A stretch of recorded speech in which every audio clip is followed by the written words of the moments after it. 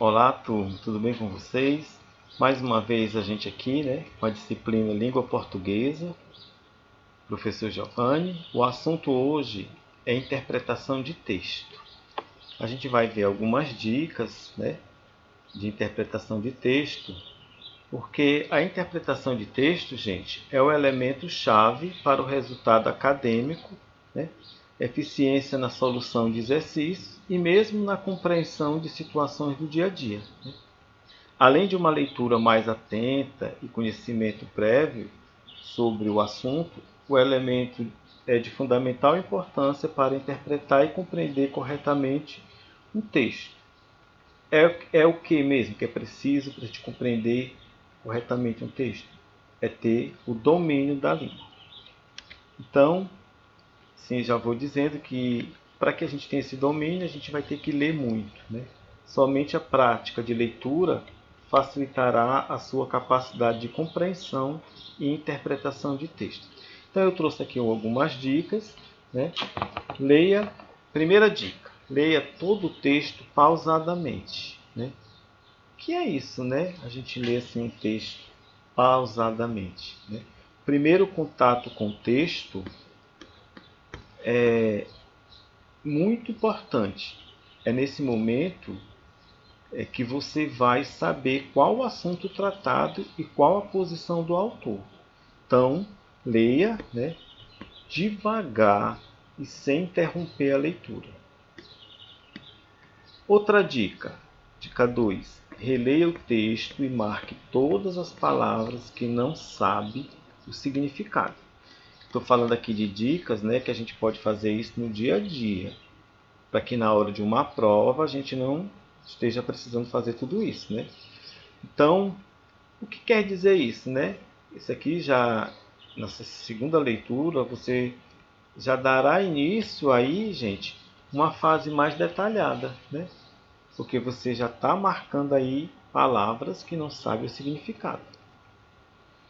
Na 3, veja o significado de cada uma delas no dicionário, É bom sempre você ter um dicionáriozinho por perto, Anotar os sinônimos, reler o texto, substituindo as palavras desconhecidas por aquelas que você já conhece. Vai se tornar o texto bem fácil. Você vai tirar as palavras, Você já pegou o significado, você troca por uma que o significado fica mais fácil. 4. Separe os parágrafos do texto e releia um a um, fazendo seu resumo. A partir daí você vai estar exercitando a sua capacidade de compreender a leitura.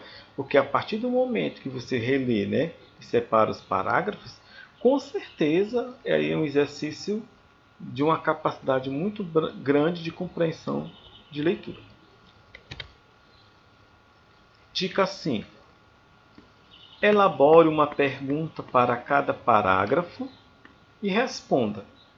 Como assim, professor, Se você pegar um parágrafo, você dentro dele fazer uma pergunta para saber o que o parágrafo está querendo falar, assim você vai absorver melhor o teor das palavras, do texto e os seus significados. Você já começa a compreender melhor o texto. A dica 6. Questione a forma usada para escrever. Qual motivo o autor usou, O motivo pelo qual o autor usou determinada forma para se expressar. Qual terá sido a sua intenção? Então a gente já tem que questionar, ficar questionando. O autor quis dizer o quê? O item 7, a dica 7, faça um novo texto com as suas palavras, mas siga as ideias do autor.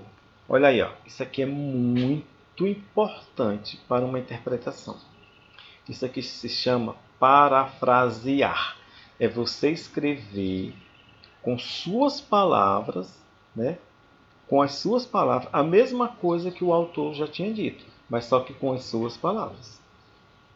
É uma dica muito boa essa aqui. Para quem já vai mais além, eu trouxe aqui 4 dicas com relação ao Enem. Aqui já estou falando do momento que você vai fazer uma prova ou um vestibular, E que antes também que você já tem que ter esse hábito aqui, né? Leia muito, tem que estar sempre informado, porque essa história aqui de você já estar bem informado, ela já vai assim demais amenizar a situação, né? Vou dizer aqui uma coisa, olha, nem sempre conseguimos captar a ideia do autor do texto com precisão, né? Por isso as dúvidas a respeito da interpretação de textos são muito comuns.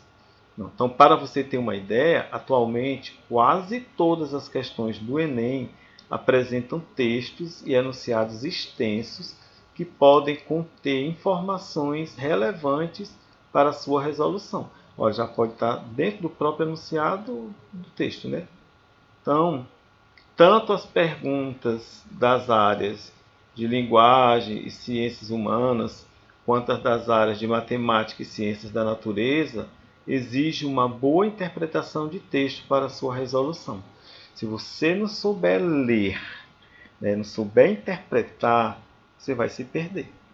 Então, a outra dica é extraia todo o conteúdo de imagens, né, gráficos e tabelas.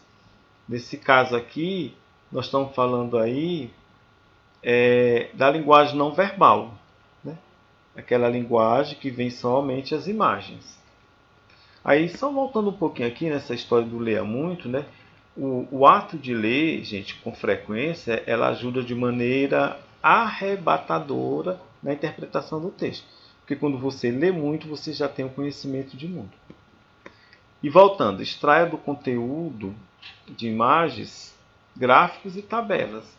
Então, neste caso aqui, né, você vai trabalhar com a linguagem não verbal, que diz muito sobre o texto. Um exemplo, quando a gente trabalha com tirinhas. Procure reparar bem nas feições de cada personagem. Só a feição do personagem, ela já está entregando alguma coisa ao texto. Leia o enunciado antes de ler o texto. Olha, essa aqui é das dicas melhores, é uma das melhores que eu acho, né? Porque quando você já está mais familiarizado com um determinado autor ou algum tipo de gênero textual, né? Você acaba tendo um trabalho mais fácil. E exatamente quando você lê o enunciado, que você estiver fazendo uma prova e se deparar com um textão, né, texto enorme, antes de lê-lo, vá ao enunciado. Vá lá na questão e leia-o antes. Isso é legal, viu? Porque já direciona a sua atenção ao que realmente importa. Quando você já leu o enunciado, é claro que você vai ler aqui um texto bem grande, você já vai diretamente ao que o texto está, a questão, o enunciado está querendo. Eu espero assim que vocês apliquem essas dicas, né? E verá que terá mais facilidade para a interpretação de texto. Eu peguei aqui um texto, Mar Português. Vamos já ver aqui o autor. Ó mar salgado, quanto do teu sal são lágrimas de Portugal. Por ti cruzarmos, quantas mães choraram, quantos filhos em vão rezaram, quantas noivas ficaram por casar, para que tu fosses nosso, ó mar. Olha aí, ó. Aqui no primeiro ano, a gente estudou uma figura de linguagem chamada metáfora, que é a comparação direta.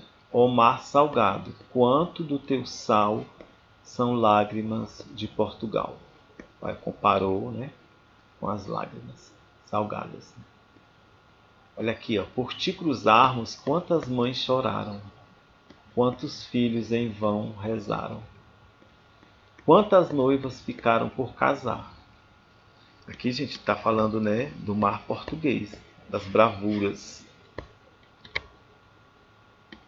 Valeu a pena? Tudo vale a pena, se a alma não é pequena. Quem quer passar além do bojador, tem que passar além da dor. Deus ao mar o perigo e o abismo deu, mas nele é que espelhou o céu. Fernando Pessoa. Olha aqui, né? Valeu a pena? A resposta: tudo vale a pena se a alma não é pequena. Quem quer passar além do bojador, aí alguém poderia estar me perguntando o que será além do bojador, né? Isso aí, bojador significa as navegações é ultrapassar as barreiras. Eles tinham um limite máximo, né? Até certo canto. Mas aí os portugueses, eles encararam mesmo com toda bravura os mares, né? E o desconhecido. Então muita gente, né, acabou se indo, por isso que fala aqui em lágrima, né? De pessoas que chegaram a chorar muito e assim por diante. Então vamos ver aqui a interpretação. Segundo o poeta, o sofrimento do povo ocorreu. Por que será que o povo sofreu? Apesar das conquistas portuguesas, em virtude das conquistas portuguesas, para as conquistas portuguesas, antes das conquistas portuguesas e após as conquistas portuguesas. Aí aquela dica, se você quisesse ter vindo aqui, né, na questão logo e ler o enunciado e voltar lá, ficaria mais fácil, né? Porque segundo o poeta, o sofrimento do povo ocorreu. Por que mesmo, gente? É o item B, em virtude das conquistas portuguesas, né? Houve muito sofrimento. Mas por quê? Porque tinha que eles entrar no mar, nos mares, né? Nas embarcações, fazer todo esse processo. A metáfora, olha que eu falei, existente nos 2 primeiros versos do poema, estabelece. Lembra que falou lá os mares, né? Com lágrimas. Estabelece o que, gente? A força moral de Portugal, a incoerência do sofrimento diante das conquistas, a importância do sofrimento para que o povo deixe de sofrer, a profunda união entre as conquistas e o sofrimento do povo, a inutilidade das conquistas portuguesas. Claro que é o item D, né, gente? Uniu lá lágrimas, mar com lágrimas. Então fez a união entre as conquistas e o sofrimento. Lágrimas, né? Sofrimento, conquistas. Quantos filhos em vão rezaram com este verso? Entendemos que o sofrimento do povo foi inútil? Não. Muita gente perdeu entes queridos por causa das conquistas portuguesas, né? As palavras que melhor definem o povo português de acordo com as ideias contidas no texto são: nós temos aqui perseverança e ambição, né? Eles tinham aquela coisa, né, de enfrentar, de perseverar. E nós temos também, segundo o texto, para se ir sempre adiante é necessário o quê? Vencer o sofrimento. E, por último, nós temos por um processo anafórico, a palavra nele tem como referente quem é a palavra nele? Se refere à palavra mar. E para concluir, a pressa é inimiga da perfeição. Até mais, né? Pegando aí, gente, o que é a